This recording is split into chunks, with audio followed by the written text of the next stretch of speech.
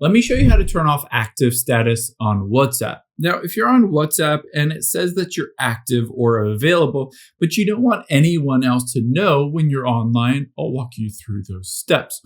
Now, the first thing we're going to do is let's just go back to the very beginning of your chats. You can do this on an iPhone or an Android.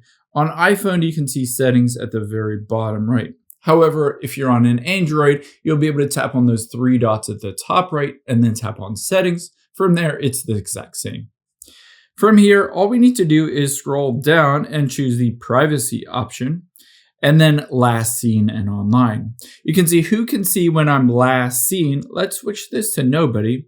And in addition to that, who can see when I'm online, you want to switch this to same as last seen, aka nobody. And now no one will know when you're on WhatsApp. Hope this helps.